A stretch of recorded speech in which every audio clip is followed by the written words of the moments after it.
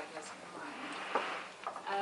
But also I would say that this experience of turning your eyes inside and being aware of what's going on with you, what's going on within you, I think it's very, very important for what I'm going to talk about.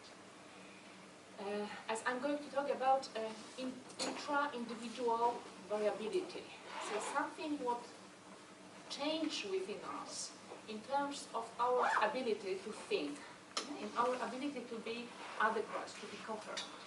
So we like to think about ourselves as people who, are rational, as yesterday Stefan said, and we are rational, we know what we do, we somehow are in control of our life. I think that yesterday's paper was also very interesting from this point of view. But on the other hand, we are aware that there are these, simplifying heuristics, there are biases. But also we are aware, and I hope you join me in admitting that there are moments in our life when we are not so smart, and when we really feel like, oh my goodness, I have no clue what to do. And I really, stuck, and I can't think, really, I can't think, or the way I think is not something what I'm very proud of.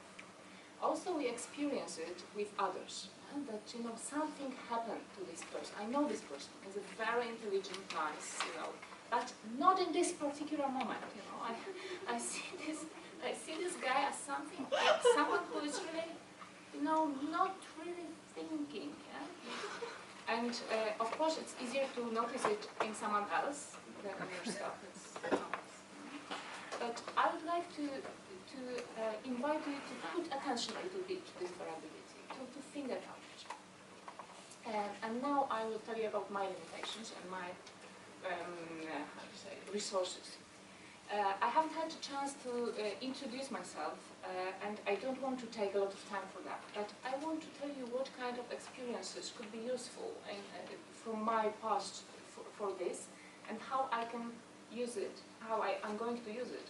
But also, that are my limits, that are my models. So I really invite you to think together rather than to impose those models on you. I will share it with you and invite you to think about it, maybe we managed to do that in this session, which is 1 hour and 15 minutes, so it's not a very long one. But also today you will have enough of me today, because also there is another one about group dynamics, which perfectly link with what happened about consensus. So I think that we can continue this thinking. And to some extent it will also continue what we will start, I hope. So I'm a psychologist. That's the first statement. And organizational psychologist. So I work with people very often and for many years, with people who stuck somehow, mainly in their team or their role or in a moment in life, but I'm not working clinically at the moment. I'm just working with those who need to overcome some kind of, trouble, difficulty within organizations. And it's very interesting, as I said before, that it's really surprising that wise, intelligent people within the system at some point they really can't move on, even in the academic institution, even if in very sophisticated places, or very simple people who can just say that's right, that's wrong, but they also stuck and they are overwhelmed by the impossibility to act or to move on. So coming back to my history, I started with trying to understand my own complexity, as all psychologists have. So my ambition was to be a therapist, and I was trained as psychodynamic therapist. It's quite important because psychodynamic. It's a let's call it, and please forget that I say it, it's a softer psychoanalysis. Okay? So a bit more applied, a little bit. It's more to say, but it's the approach which assume that there is unconscious processes, but it's a little bit more clinical. It's connected with the the understanding this inner dynamic of personality, of inner structure, and how it influences the way we behave. So it was my first training. But I haven't worked on this field. I was, for quite a long time, I was interested in cognitive psychology. That's also important because I will refer to that today as the thing which was in the main point of my interest was what we are talking about today, is this individual variability. I mean, how it happens that depends on the state of my organism, I can, as the mind is, and the brain is embodied, what it means for my cognitive functioning and how it works. And then for living, I was working, as I mentioned before, and still work as organizational psychologist. And then I met this, again, this psychodynamic approach, but in connections with systems, teams, and organization, and with understanding how anxiety operates within the system and what it may does to people. That they start to behave in a way which is far, far from rational. So these are sources of experiences I want based whatever I'm going to talk to you about. But also, as I said, I don't think it would be lecture, because I'm not academic. I prepare some PowerPoint slides. At some point, maybe I struggle. Maybe at some point it would be useful. What I find fascinating, that these two very, very different worlds. I think you can imagine within psychology the most distant place than cognitive psychology, which is what psychologists call the most scientific of psychology. There is nothing more scientific than psychology. No, maybe neuroscience now and psychologists have this ambition, so that's why. And the other side is psychoanalysis, which is, based on whatever you want to say, introspection, and these things are really, really, I would say, not linked in a way, or very. But I found it fascinating, and I'm going to share this fascination with you. This link, which I call, and I would ask you to be with me in co-creating this meaning, which you can call arousal, not sexual, just arousal, kind of. And I hope, Balthazar, you can help me with that, a kind of being,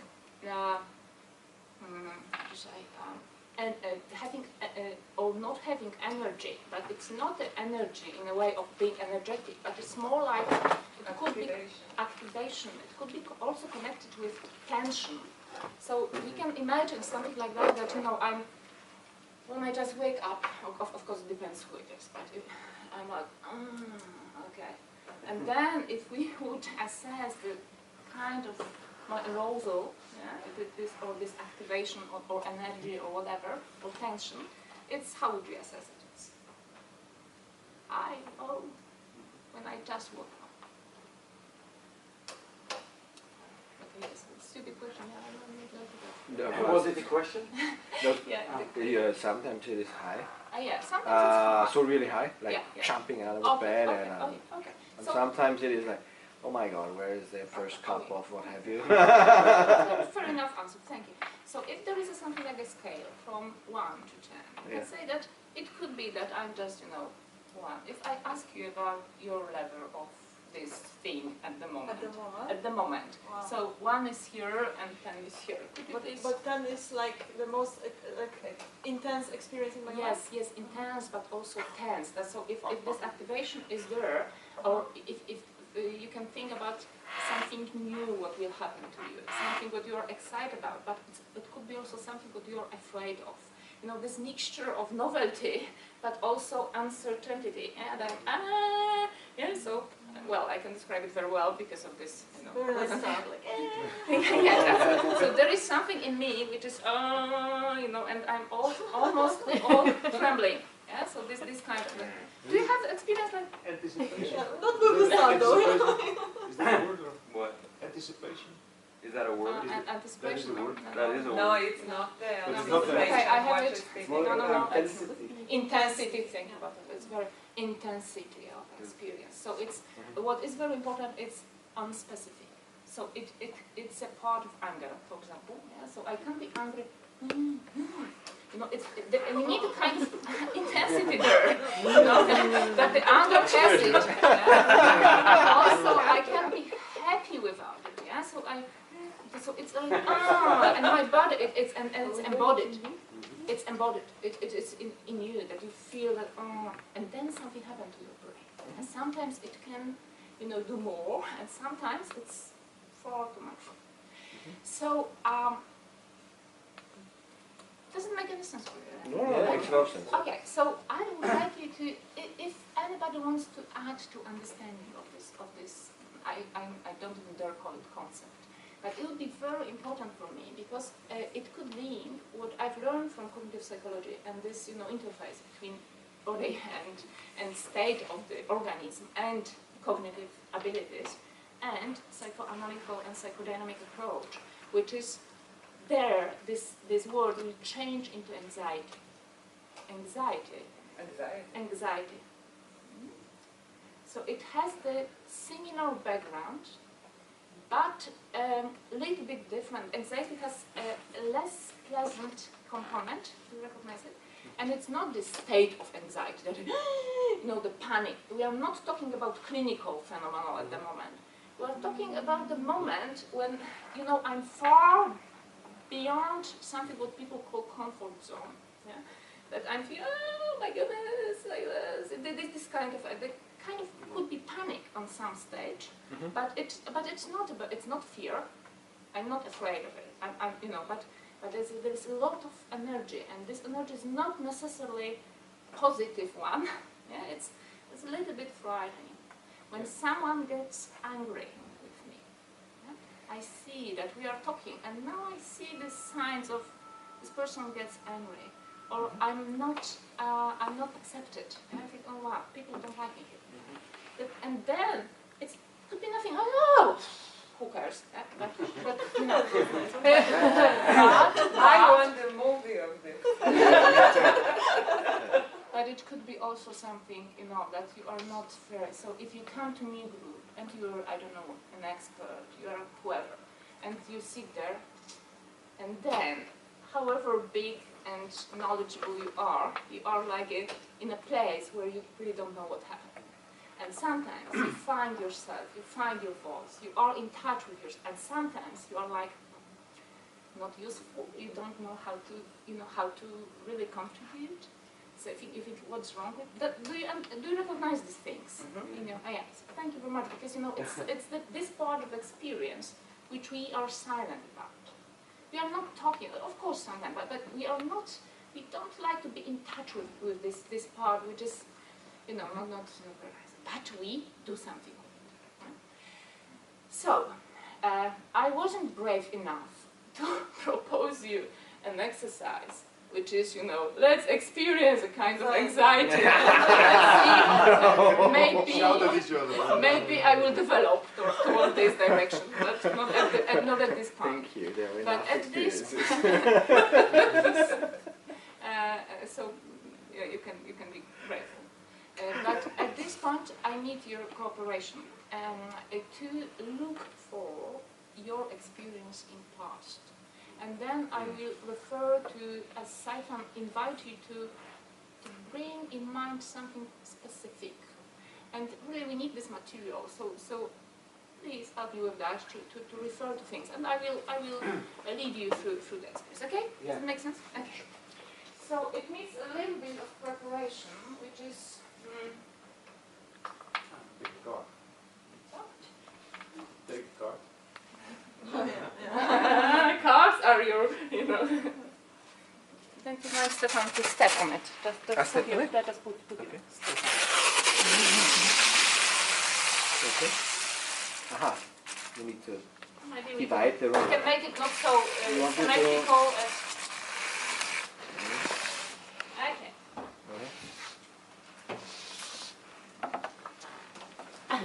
Thank you. That's Okay.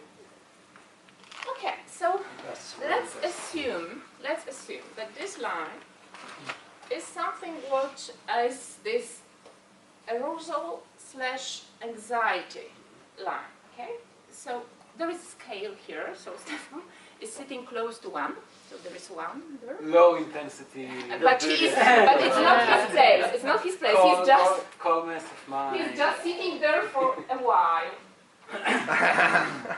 Okay, so Okay, so we have something like 1 there. Something like 1. Yes, One. yes. Uh-huh. That's Oh, okay. whatever. No. 0 doesn't exist because you know what. This is not no, you're dead. If you have 0, you are out of business. Think. Or maybe deep states of meditation. I'm not sure, but maybe not. Maybe not. Maybe not. Or it could be Meditation actually. It could be requires, yes, even higher. Yeah, actually, it could be somewhere else. That's also quite interesting. Yeah. Okay, and then we have something like 10. Which is you really, if it's a, this horse, something what coach, horse riding. yeah, then you can't really, keep your, you can't really do that. So it's But we are putting both intensity and anxiety in the Yes, same I would space. love to. I'm sorry for that. So I wouldn't like us to explore this. Oh, and I need more life and us. Sorry, not in this session. You can do it, whatever. But in this particular session, I would like to explore a little bit this moment where it starts to, to fluctuate. Yeah, to fluctuate within us.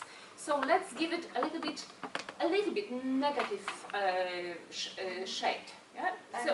So it's not anxiety, but it's so here I'm okay. So so it's Monday. So it's Monday. Oh, okay, Monday, and then it's Friday night. I'm going to see. Okay, so something is a little bit more and yes. So it's more. So here we are about 5. Yes, Like freaking out. yeah.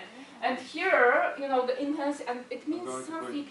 Yeah, and everything over there, it means something else for each of you, probably. I think that, if I may, that a physical experience of it, it's very clear to capture it, like with speed. Yeah. When you start and you and then at a certain point, I'm going to lose it in a second. Yeah, absolutely. You're absolutely right. And also, it's easier in this particular path to notice your, physical, your body experience rather than your mind or intellectual experience. And that's something what I would like to invite you. So we are not going to experience, the kind of shakes, but rather, I'd like to ask you to remember a situation, whoever can, whoever could, whoever is able to, when you really feel like 4. Like 4. It's like 4. Sorry, the number 4. Something like 4. So it's not, it's not 1, it's not 10, it's 4. So whatever 4 means for you. And please try to find in your life, even in the last week or days or month or whatever, situation like that. Just this kind of, you would assess, okay, so my kind of role, my kind of anxiety in this, it was 4. I would say that it wouldn't be something, probably, but please, if you could find this situation, and if you are ready, I need you to stand here, okay?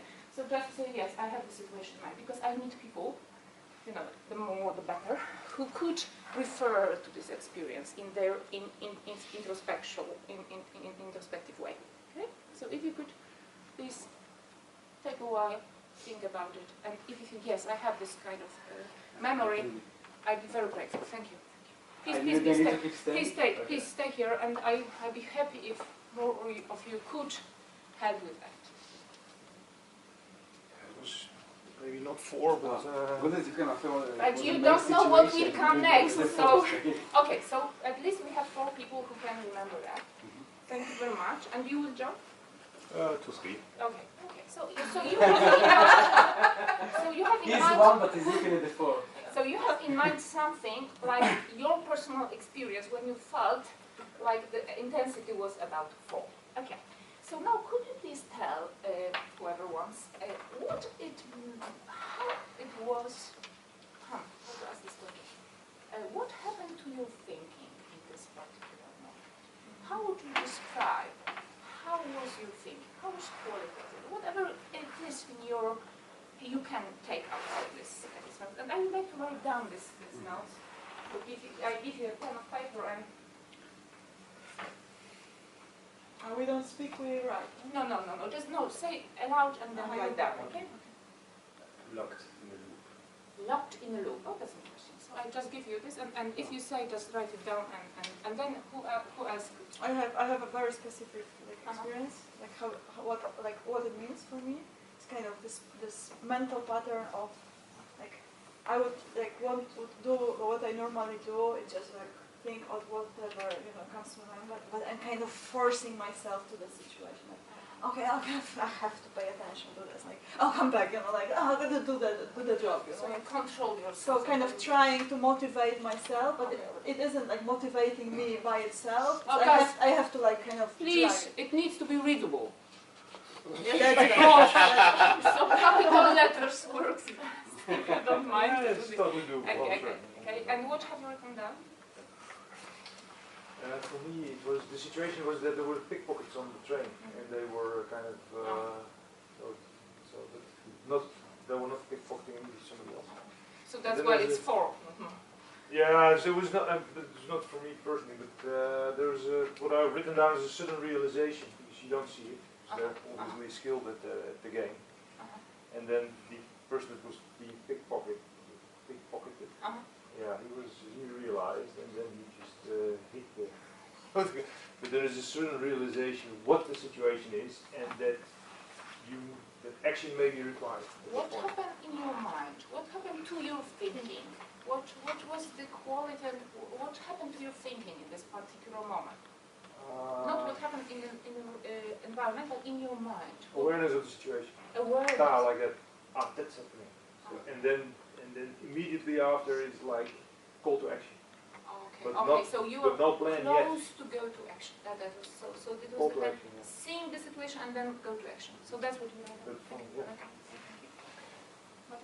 For me, it was I give lectures, as I told you, about the brain, and then a friend of mine, she wants to organize some group for traveling, and she told me maybe I can come and do some small talk before that, so she could sell some more tickets. So I came, and it was because every time I speak to a crowd, I have an arousal in me. But it was a small crowd, it wasn't the big lecture, it wasn't that important. And what I saw that even though it as if feels more comfortable, there was obscureness. Like when I give lecture, usually I know where I want to go and how will I weld it. But now it was a bit more obscure. Okay, and what it does to you? What it did to you? It makes the thought process a bit less edgy. That's interesting. So don't you mind to write it down? because it's like less a rough situation than normal. Yeah. Okay, so it's less. Have you talked? Have you said it already? You didn't ask me to say. I'm asking. The situation. Not the situation. You may even not describe the situation if you don't want. It's rather what happened to your thinking with this level of... Yeah, well, it was, like I said, locked in a loop, was stuck in anger. Okay, so it was Just like I was pleasing myself to fuel the anger. And, and at the same time was like, oh, get out of these thoughts. But, was like, if the situation would happen to me, like you in a pickpocket, I would have the same. I would probably not hit the guy, but maybe do something. Maybe hit the guy. But there is something like repeating. Repeating it. And it's hopeless that even if I consciously want to go out of it, I get drove back to it. Guys, don't get lazy on the chairs because we go... do you want to add something? Yeah, It's a dream. It's less about a specific situation, but more about common feeling, I would say. What is it? This feeling? Hard to describe, it feels like a 3, so... Like what? Like a 3 on your scale. Just a 3? Okay. Okay. And what it does to your mental processes, what it does to your thinking? It's something between, oh, that's hard to describe, paying attention but also laziness. Oh, nice, nice description. I give it to you. Okay, so paying attention, the attention is there, but there is kind of not really, not so focused maybe something. Okay, thank you very much and for being in this front. Now, Let's go straight to hello. one.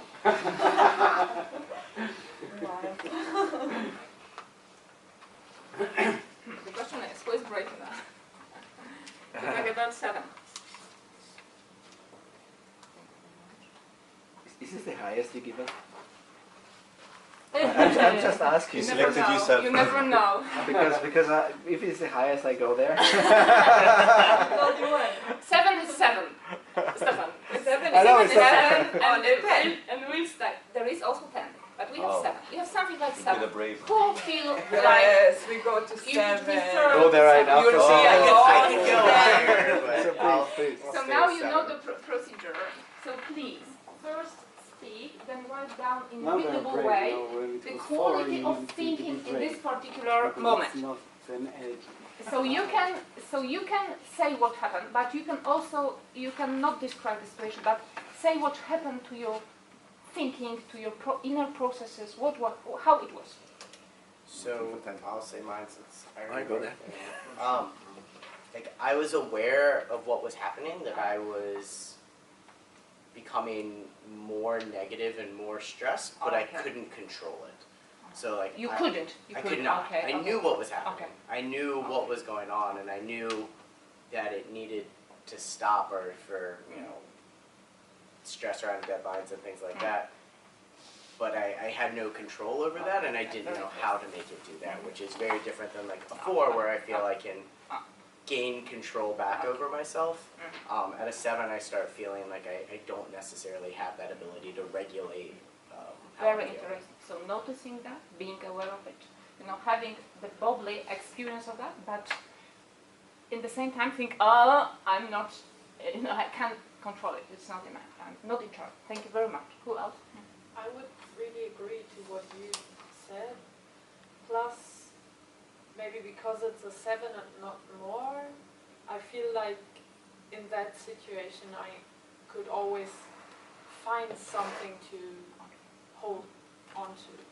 So you have something like a space in mind, or something that you can, Yeah, what I would- feel what like, would it be?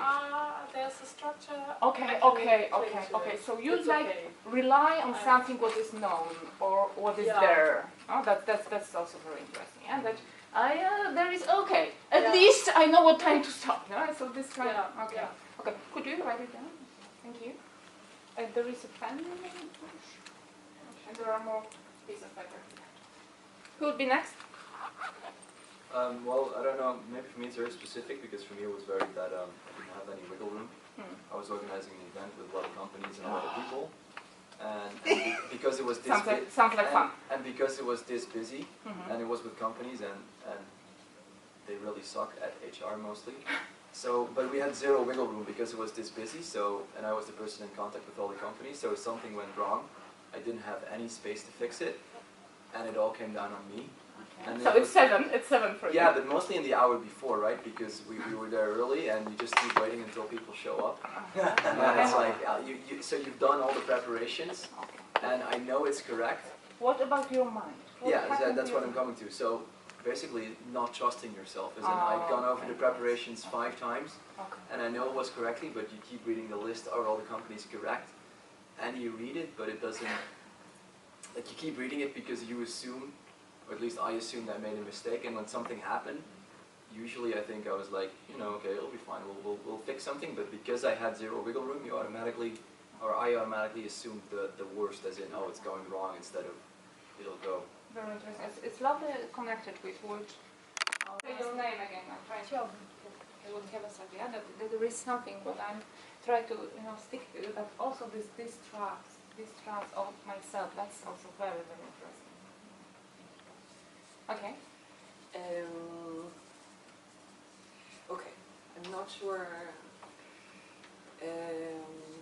It's the kind of situation in which I do not know the answer yet. And then there is a lot of different options and different kind of voices, if you want, that are appearing. And it can go very much on this side of the line or on that side of the line. And what happens to my process of thinking is actually mostly I hold space and I let it pop and go down and keep on searching. Really, really interesting description of dealing with it, yeah? Because it's like these things are popping up, and it's interesting state of attention, and probably that you're not focused on something. It's like really jumping from place to place, and you said I need to, what you said, I need to create a space. I am not sure that I would go with the fact that the attention is jumping all over the place. It's more this, because there is an aspect of it which is about the containing, and you need a wider and wider one. And the other part, which is the jumping. But it's like the line is very fine, because as long as you're there, you're there. When you're not there, then you're jumping all over the place. So it's very interesting to mention containing, as we will be talking about it, because I think it's very important for this, how to, contain the space. What does it mean? Okay, and then? Well, me was a situation where I knew exactly what to do, but I couldn't do it. So it's like the brain is functioning very clearly, but the body doesn't. Like, you need to make a phone call, but where's the number, knowing where, who to call, etc. And organizing action. Yes, knowing perfectly the action, but not being able to undertake it. Okay. So, thank you very much. So we have 7. Thank you for that. Here's the pen and the piece of papers are over there. Balthazar, something for you. It means Stefan. What? Maybe not only me. 9. Yes. Okay, at 10 9, I have a hard time. 10 also is that. It's a circle. 9. Really? So your piece of Nobody else? Oh. with your piece of paper. Is there a But 10? first, Come on, Is there going to be a 10? For me, 9 is 10. Yeah. So tell us, what happened to your thinking when you were 9? What happens to thinking? You were 9 years old. I can talk about the situation as well. Please. So it was like around a few years ago. It was a moment in my life, and I wanted to do something to notice it. So I went with my best friend to make a tattoo on my body. Oh my. And I did it as a tattoo, but and the process itself was on the one hand very painful, but on the other hand, because it was a 9 state, it was a question: what is more important, the importance of the moment or the pain? Okay. And in the 9 state, I could say that the importance of the moment is much more important than the pain. So now, when I have the memory of the experience, I don't remember the pain. I just remember the intensity of it. How about thinking? How about your thinking? So my thinking was very, very clear. Clear. And then I could decide, I could influence what is more impressing in the moment. Clear in terms, you would say, would you call it focused? It's also it's a different kind of focus. Okay. It's not a focus that you are on one point, but it's a focus in the sense that you, as a mind, can have an influence on the moment, and the impression of the moment. Oh my goodness, that's new for me. This is 9. Okay, that's 9. That's your 9. Okay, okay. Have you written it down? Please write down. Stefan? Yeah. Or Dirk, who wants to speak first? Yeah, sure. We went rafting once, and there was full day, and lots of big waterfalls and huge eddies like this. You can disappear, all that sort of stuff. And then way in the end, there was one kind of a waterfall going like this with a wave behind it. We were on a huge rubber raft, and it was sort of we ended up on this wave on the back of it. It was a big thing. We were 8 people on the raft, so it was quite big, and it fitted easily on it. So it started to turn around, to spin, and then people started to fly out of it. Like, oh, okay. So I hope you have something for 9 also, for 10. Yeah, and so I can only remember that I thought this is not good. You know? This is not good. Let's keep completely out of control.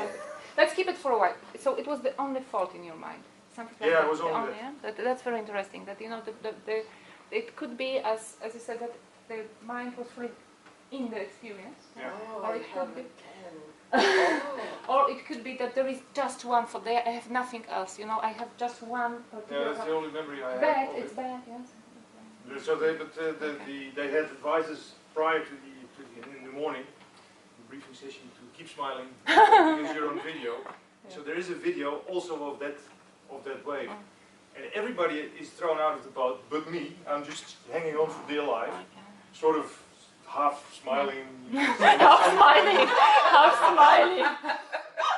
How you And manage? then I look around, and everybody's gone, and I go like this. And that's it. But the only thing I remember is that this can kill me, you know. Yeah, I really have the one thought in mind. That's very, because it's rare, yeah? The one thought. And then, second, please. Now I need to go to the 10. Please, if you wish. Okay, thank you. Otherwise Thank the you. pattern would be. Yeah. So it's in between. Right? So yesterday somebody made a joke about being a Buddhist and running an organization cannot be combined. Yeah. So I run organizations. I need to take responsibility. I need to take decisions. In these decision processes, I cannot make everybody happy because I need to take care of the collective rather than the individual interests. This is how I perceive organizational responsibility. And it happened that in the organization I built, the tensions got so strong that I needed to take decisions for the collective rather than the individual, which then hurt the individual very much. Which then led to the individual hurting me very much, at least the attempts. Lately I am more calm, so, but it's not that I don't feel it, it's not that it doesn't, even, so my very personal perception of the world, I feel it very intense, which then led to anxiety, I mean the real one. And the anxiety is such that, That's also very interesting. that I wasn't able actually for quite a long time. So I'm very focused, I'm very concentrated, I'm very task oriented. So I do more work than many others do, I was told, in a day. But there were, I think, 2 to 3 weeks where I couldn't do anything. And that was the most irritating experience, and it's very close now because I come out of this phase. We have kind of went through this phase. Of course, there is no solution if getting that battlefield, but the collective feels well again, and I feel better because of safeguarding the collective.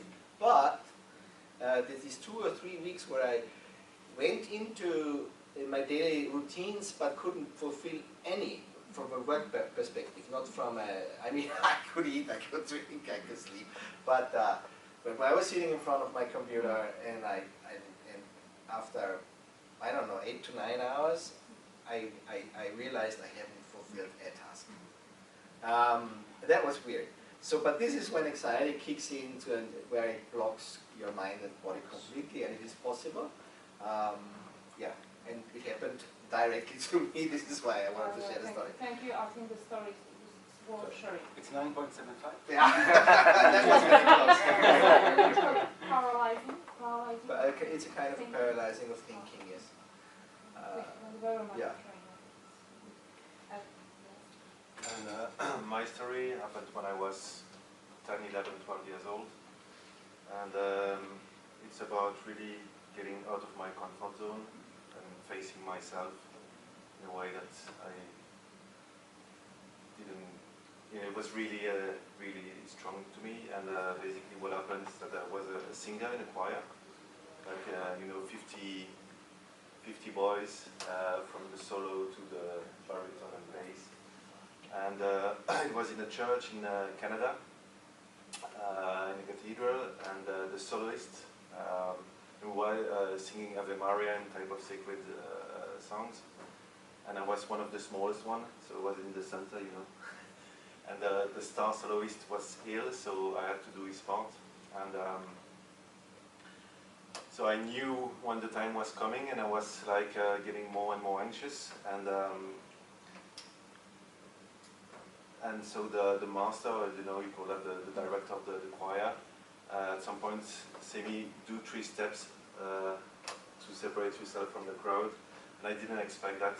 I was like at least hoping to remain in the group, but not. And so I'm waiting there for my execution type of stuff.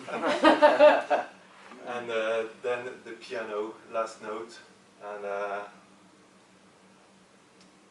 and the note goes softer and softer into silence.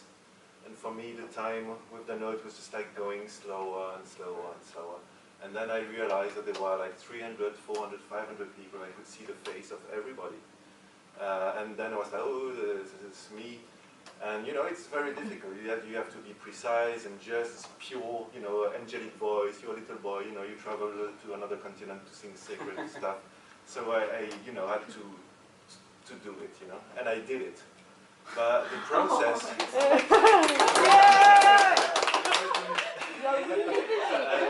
I was just like inside myself, I was shaking like a rope in the wind. There was and basically the process that I said, okay, I'm here. There is no turnaround whatsoever.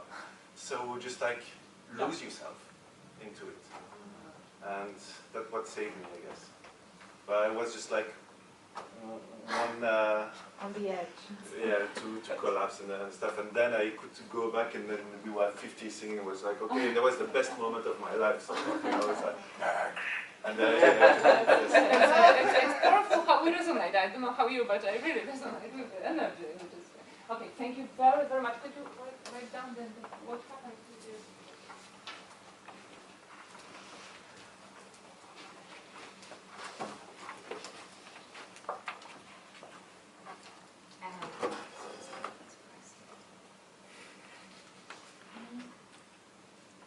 I'm really, really grateful, for you to step in and to think a little bit about it. I know that, it was different if you were there and speaking and being in touch with experience or just listening to someone. But I would like us to, to explore a little bit this scale, and I think we can explore it within us. And I think this piece of self-knowledge is very, very important. What happened to me? And also, I'd like to add that what you could access or what you could know, and people will know it, it's only part of the story, because despite of our inner experience that I have something like self-knowledge, what happened to me, there are things which are just unconscious and which just happen, and we don't know what are, how it works, what's going on there. So I will try, and I will see how it's going. Okay, so makes sense. So I will start to because I would say that this internal pictures, which appears are more important than whatever model. But I will try to do a little bit thinking around what may happen, from very basic concepts to something what maybe it could be more useful, but it has no ambitions to be fully explanatory, and I invite you also to think together with me on it. I could have made a better use of experience, but I don't know how.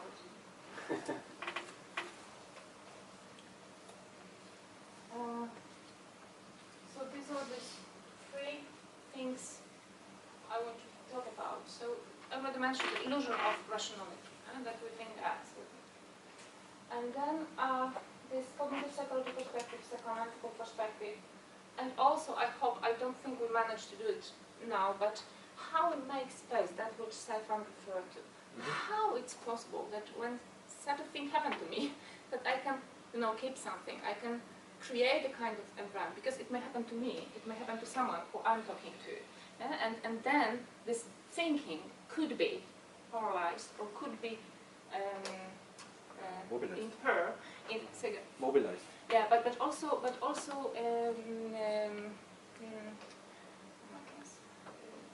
uszkodzoną. Injured in a way that it's no longer useful or not helpful for this person. For example, like rumination. I'm just thinking about the same thing. It could help because there is something there, but I'm not moving. Yeah, impaired. Okay. So is it visible? It's quite small, but it's very, very old law in psychology. It's Yerker-Dodson law. Do you know it? Nope. It's for me it's obvious, but it's because it's classic. So it's good to probably to refer to it. So it's the curve which shows that it's arousal is here. Like the letters are small, so arousal is here, and something like performance. Whatever performance is, it's like the result of our cognitive or physical activity. Yeah? So how I perform.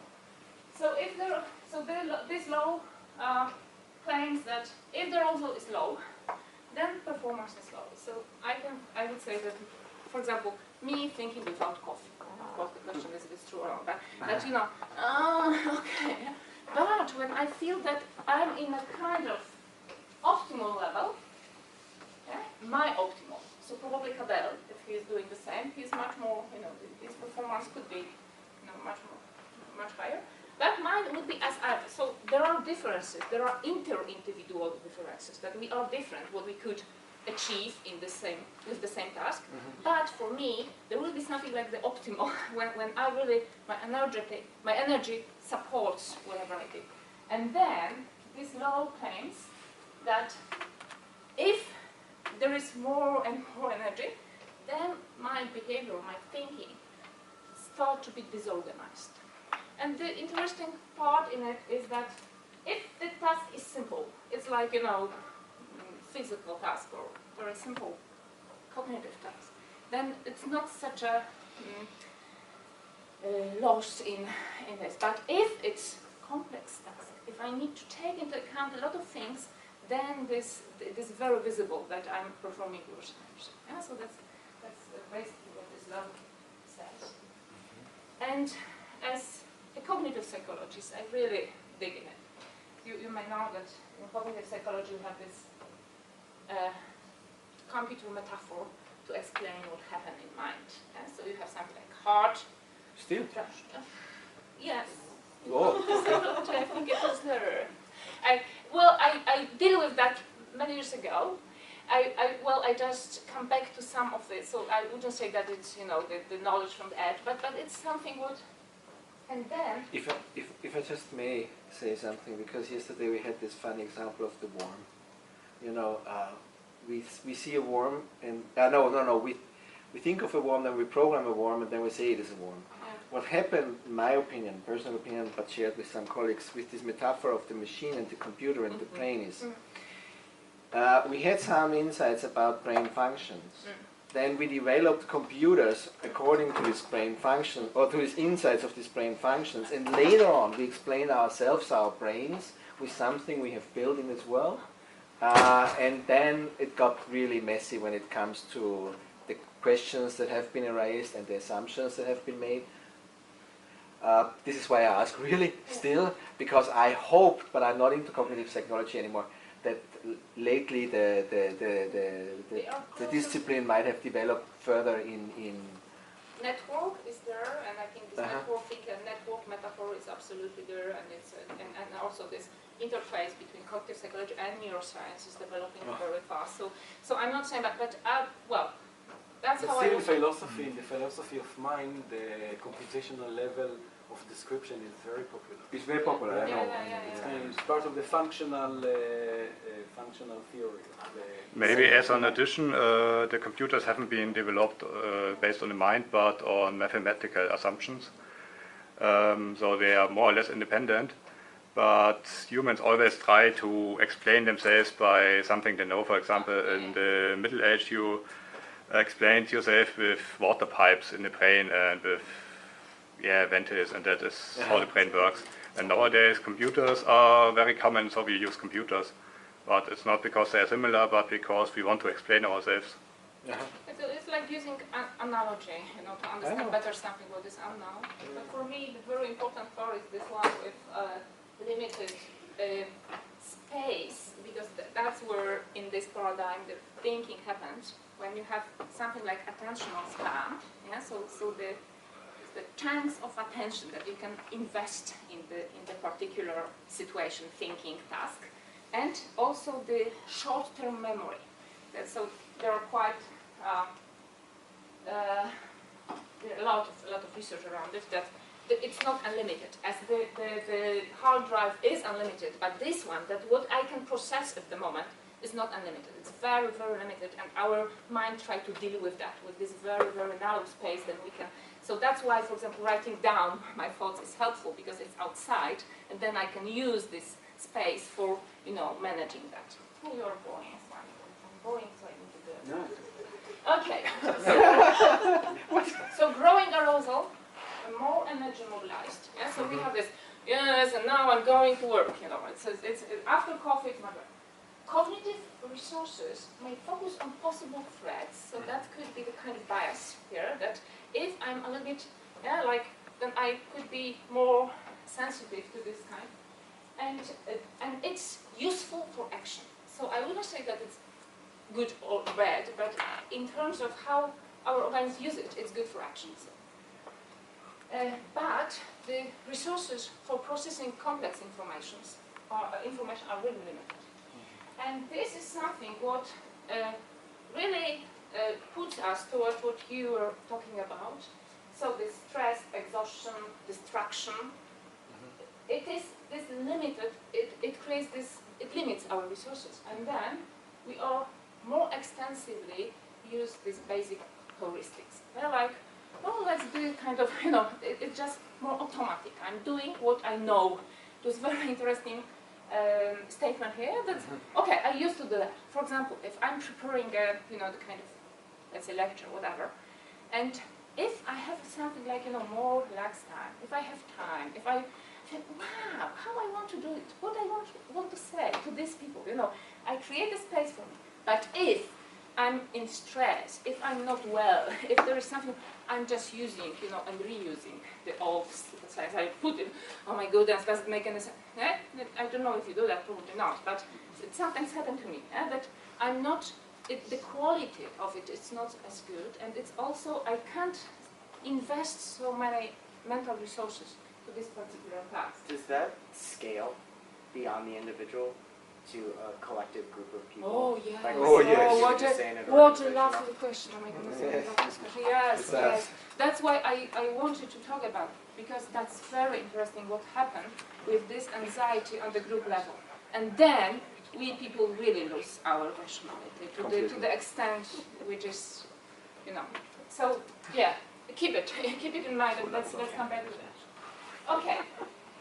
So, a lot of errors may happen there, because I'm not so there. I'm just doing things. So, okay, this model is not perfect. Models are never perfect, but this is okay. Let's do it. Okay, I will say something. Maybe it will not, touch the point, but a little bit. So, and it's enough. So the quality of whatever I perform is lower. And then, okay, this is not a lovely slide.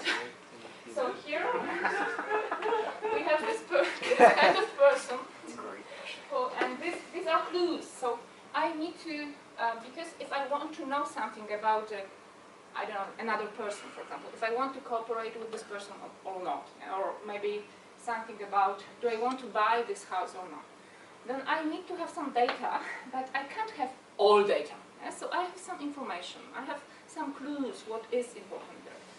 And if I'm, there are two hypotheses. One is that when I get a little bit more anxious, then I start to, really check everything with this anxiety. Oh, how about walls? How about, so this is kind of seeking for information to calm down, so that's one. And the other one, which is much closer to my understanding, is that one clue starts to be most important. So I stick with very limited source of information. And it was really nicely showed here that I have just, what was your thought? You said that it was just this one thought? Well, you automatically assume the worst. Yeah, that's something what you said. It was just one thought which I stick with, because that's something that keeps me on track. That you keep on reading the list of the companies, all of them. Yeah, if I want to buy a house, so is it big enough for my family? Yes, it is. So done. Yeah? So I'm not dealing with all the complexity. That okay, or do I like it? Yeah? Oh yes, nice. But I should, I should check, and I know it's important because then I need to live there for 20 years, and But at this point, somehow my rationality limits a lot because of this. And okay, this is very interesting. Someone looks at things like that. It's a piece of my colleague research, and it was about this multi-dimensional decision-making process. So they have, according to psychologists, they have these tasks. How people make decisions, and it is about these things like choosing house or investing or things like that. And here it's there is a scale which assesses the state anxiety, because in psychology we differentiate between something like a trait, anxiety as a trait. So as people we may differ with this dimension of what is our, let's say, basic anxiety level. Not to go too deep, but people who are known as neurotics, probably this level would be higher, overall higher than others who are not. Also there is a scale there. But there is also something like a state of anxiety, so it's a little bit what we were talking and referring to. So I can be in a state when I really, it's even if I'm not neurotic, I really experience a lot of stress. And in this case, it's very interesting that it shows how this group of people who were in high, and they are marked with red, how they preferred or choose this very simplifying strategy for decision making. So people in this highest quartile, the fourth quartile, 100% of them were relying on this very basic strategy. In the other groups less, but in this particular one, they really nothing else. Yeah? So because the state was so. Does it make any sense? They had to make a choice of direction or action. Okay. The way they do it is. And the more anxiety, the lesser choices have been made, and at the last, even just one at the simplest. Less sophisticated. The technique for making up this decision. Okay. Yeah, so just based on one feature, for example. Okay. Yeah, so it's just very, as I said about house again. So the most anxious, the most simplifying. So this is good. This is bad. The rest it doesn't matter. Yes? Yeah. Okay. And this psychodynamic perspective, but I wonder if you can stand it. We can. Yeah. So do you want to? Yeah. So. And I think there's quite a lot of examples from what you just described on the line about this kind of anxieties. Because I know people avoid calling things anxiety, but you see, it could be personal anxiety. It could be something like, well, for example, I don't think very well about myself. I think I'm not, good in many things. And then, when I face something, then I experience that anxiety. It comes from within. It has nothing to do with external world. But I think, oh my goodness, yeah. So it's this kind of anxiety, or I need to hide something. I don't want people to know about it. There are many things here. Yeah, does it make sense? So this it could be task performance anxiety. It's more obvious. Yeah? I have to do something. I don't know if I manage. So this kind of, and I have to, somehow, I don't know if I have enough skills to do that. But also I need to present, for example, and people will assess it. So this kind of anxiety, obviously. Not the one which your example was absolutely perfect, and I would like us to know a little bit more about what roles impose on us, because it's motherhood. It's it's being a partner. It's being a head of something, being a leader, and it's really it gives us a power, of course, and many things, but it also impacts in this. And I'm not going to add anything because your description was absolutely to the point here. It could be groups and system anxiety. It refers a little bit to your question. So whatever we have at the moment, in the world even, but we could say about a particular situation on one group or organization, and they really feel that something's going on, could be kind of merge, for example, or whatever, and they are tense, or there are changes in their organization. So simple things like that, but it impacts. So the attention narrows down to Yeah. this one simple processing on group level and on organization level as well. The interesting part is when people somehow synchronize. So it could be individual, and then but if they synchronize, then that's really the issue, because this thinking is polarized massively. Collective stupidity. Yeah. How would you assess the level of arousal in our group now? And the good thing is that we have this group here, so I think this group. So it's not below 0, like 1. But I really like this question. Because that's the question to be asked in many different moments of work. Because we are not talking about the group in panic. But for example, if group is not happy, if group is a little bit annoyed, if group is tired, there is something like, and they start to, behave similarly in a way which is not useful in terms of whatever they want to do together. Yeah? And it's very interesting to have this question. And the interesting is how you know it. How you know it. What is the level of anxiety in the room at the moment? How you know it? You check how you feel. So because you are the group, because you are part of it, so I know about the level of anxiety with my own stomach. And Of course, it could be mine. How is it doing? It could be mine. It could be mine own, and then self-knowledge is useful, because I can distinguish between, if it's something that I know, or it's something a little bit more I have. Please. Yeah, if I may add two things. The one is, I agree with you with examining yourself and with you, but I don't know if you have this there are people who would not feel how other people feel, and I know that in some roles, for instance, management training, I was for 10 years in the leading industry of Europe. My success was not because I was knowledgeable. My success was I was feel-able. So I did every time check the group on their arousal level, and if it was too low, I purposefully put methods into the training that they would be activated, and if it was too high, to lower them. And no, I mean you can taking some blood.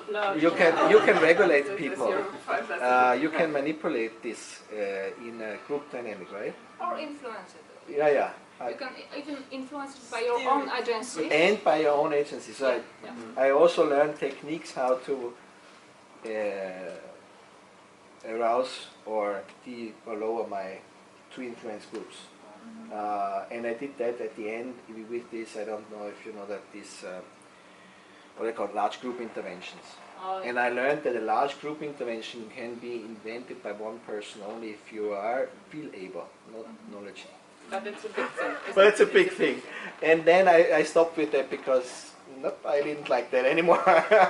But we must acknowledge, I think, that not everybody is, I don't know maybe brain, maybe you specialists know why physiological or psychological we are more or less capable. We can be trained to become feel-able, but what may happen in group also is that not everybody feels anxiety, but there is a person who feels. And please don't ask me how to explain it, but it could be the case that there is one person who is sitting on something in a very, very powerful way, and these things belong to the whole group.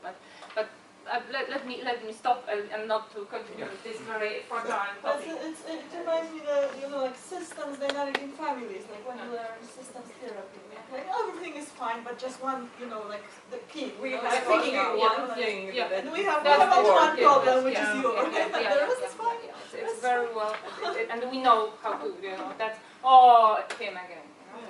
So this is things which are connected to these things are connected with group acts. Okay, so then there's this probably obvious notion of defense mechanism. That's also a psychological term, and it's important to know that that's something what we use massively in our, if you agree that there is something like that.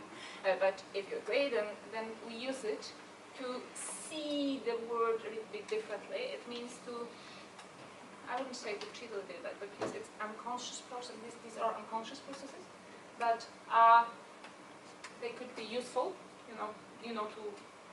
to survive. But they could be, but they are changing the perception of reality in a way that we are a little bit more in our mind than really in what's going on and what's happening. But there are the so-called immature mechanisms, which I want to address a little bit more because they will be very, very important in terms of groups, because they are really they activate themselves within groups, and then you need to deal with them, and then they paralyze thinking. That's.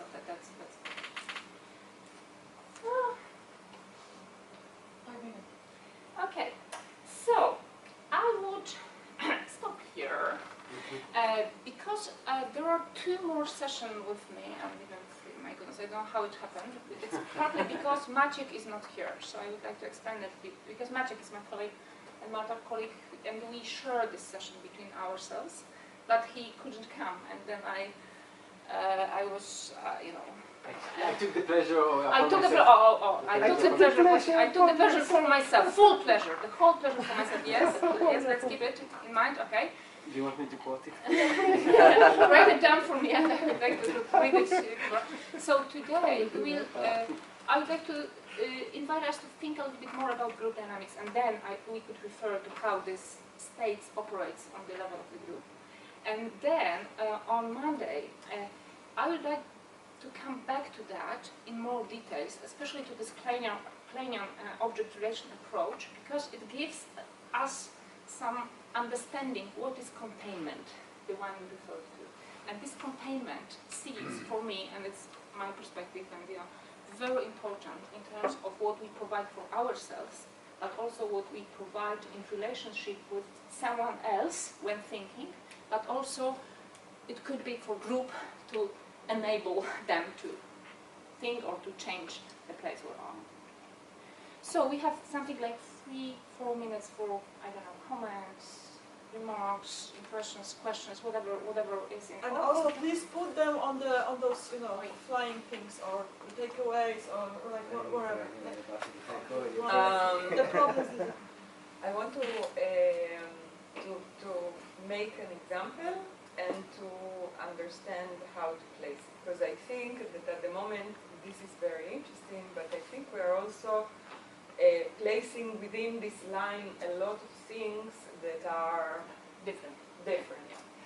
So, and this issue I find it's very clear to me, for example, that when you have a very high state of anxiety, which is, I don't know if to call it anxiety, but it's a very high state of threat, and the task becomes ultimately point-like, and you are lucid like nothing else in your life. Yes. Okay? Yes. This is very clear. It's a physical experience. I had it a few times. But there is a different aspect also to it. One of the times, it was a near-death experience, a lucky one. here. But it was like I was in a restaurant. I was very young. I was definitely not advanced. I choked. So I started to choke, and we are in the middle of this restaurant, and I am with this group of friends. We are 4 people, and I am, and it takes you a moment to understand that this is what is happening. Also, we were laughing, so it's like the thriller in the story goes up. So I stand up, the friends freeze, the restaurant goes silent, and I am realizing that how deep I go and dig, nothing is going to happen. And there was a moment that I said, you know what, that's it. That's what you said. About the singing. About the singing. That's very something. Oh. Well, I would say that there is a, I don't know, but I want to say that, you know, I have. No, but Rega, just to finish, because the question is at the end, that I remember like it becoming hysterical. It's like, you know, there is no higher level of threat that you not answer, not breathing. Yeah. And there was a moment, it lasted very shortly, in which I said, you know why, at least I will say bye to my friends. I remember this thought crossing. You should recognize. No, I remember. I'll pay. No, it was like, you know, what? Like this kilo? What is this story? At least I will smile, I will say bye. It's like a different. No, but it's like a completely different channel open. So there is one channel which is fully into not choking. And there is suddenly another one that opens, which is busy with something completely else. Okay, then בסדר, I don't remember. It eventually we overcome. Me, the restaurant, the people, the friend, everybody. But I remember this instance, and I said, okay. So how do you... I think also that if I continue, there is a difference between relating here to intensity level or to anxiety level, and they are not the same. Because some of the description were about anxiety level, but some of the description were about intensity level. And though there is like a small thread between them, but there is a thread between them. There is a gap between them. You're absolutely right. And what I would like to say is about modesty. Because, you know, I have no ambition and thinking that, you know, that this kind of understanding explains everything. And, and also that it's not, and I'm sure it's not precise enough. The thing I know is that exploring this part of experience for yourself at least, and noticing that in people. And so I see how this model is imperfect. Yeah, because yeah. But I think that there is something in it which really resonates, at least with my experience of myself and people, and with what I have to do when I work with group. And there is something like, oh my goodness, what to do with that? Yeah. Okay. So your comment, and we go for lunch. Try to be short. No, okay. Now I try to be short. What I wanted to say is yes and no, because if you concentrate on the intensity. Now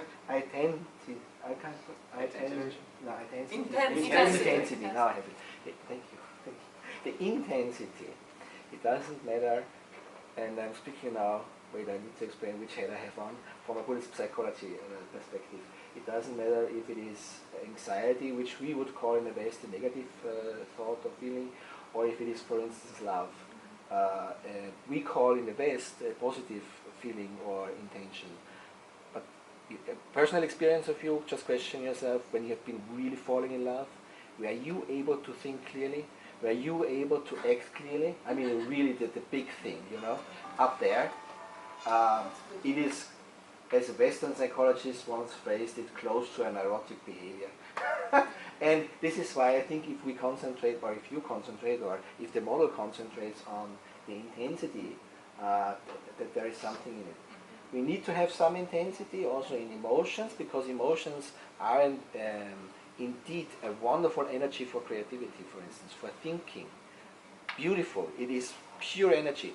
But too high, boom, it's like you overheat, if you take a now more mechanistic perspective, you overheat a machine. But that is with one assumption, that I, the human, is constant. Maybe if I will be at a state environment with high intensity, that will affect me as we were saying. I will grow my emotional ability to contain and everything, so I can jump into a higher level of intensity. Also, okay, there's many things. Maybe it's good to be always also on the edge, because then you can grow. You can grow your ability of containment in a sense. So I have two remarks.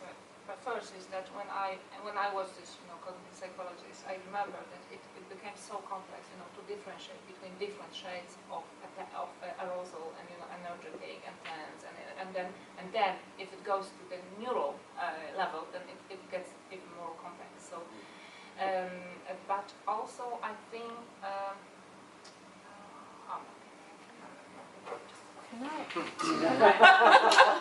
That was a very, spectacular ending. Like,